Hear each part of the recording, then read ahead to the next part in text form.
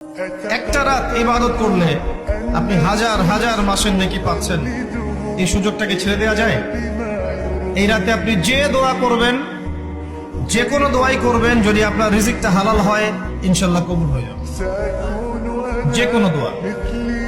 এই রাতে যারা ইবাদত করে দাঁড়িয়ে দাঁড়িয়ে, তাদের চতুর্দিকে ফেরেশতারা সমবেত হন, তাদের দোয়ায় তারা শরীক হন, তাদের জন্য দোয়া করতে থাকেন।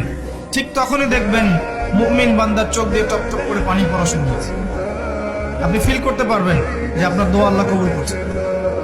এই রাতের ইবাদতকে হাজার মাস দিয়ে গুণ করলেও কখনো সমান হবে না। একটা রাত ইবাদত করলে আপনি হাজার হাজার মাসের নেকি পাচ্ছেন।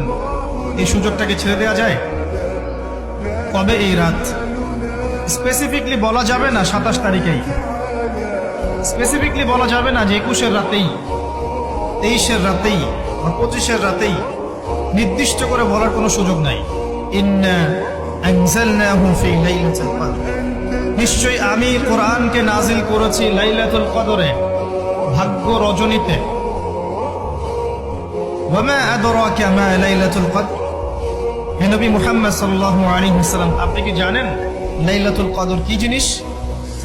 লাইলাতুল কদরি খায়রুম মিন আলফি শাহর, লাইলাতুল কদর হচ্ছে হাজার মাসের চাইতে উত্তম। এখানে গাণিতিক ভাবে ব্যাখ্যা করতে যাবেন না 1000 মাস সমান সমান কত বছর হয়, ব্যাপারটা এমন নয়। এখানে আধিক্য বোঝানো হয়েছে। হাজার হাজার মাস ইবাদত করলে যে নাকি হয়, এক রাত ইবাদত করলে সে নাকি হয়ে যাবে। এই রাতে কি হয়? স্পেশাল তানাজ্জালুল মালাইকাতু ওয়ার রূহ। এই মাসে আল্লাহর পক্ষ থেকে আল্লাহর ফেরেশতারা নেমে আসেন। কোথায় নেমে আসেন? পৃথিবীতে। তাদের সর্দার হিসেবে থাকেন জিবরাইল আলাইহিস সালাম। তানাজ্জালুল মালাইকাতু ওয়ার রূহু ফিহা বিইذনি রাব্বিহিম, আল্লাহর রবের আদেশে তারা এই কাজটা করে। মিন কুল্লি আমর, প্রত্যেকটা বিষয়ের ফয়সালা হয় এই রাতে। আপনার আমার তাকদীর লেখা হয়েছে আসমান জমিন সৃষ্টির 50,000 বছর আগে। আপনার আমার তাকদীর লেখা হয়েছে আসমান জমিন সৃষ্টি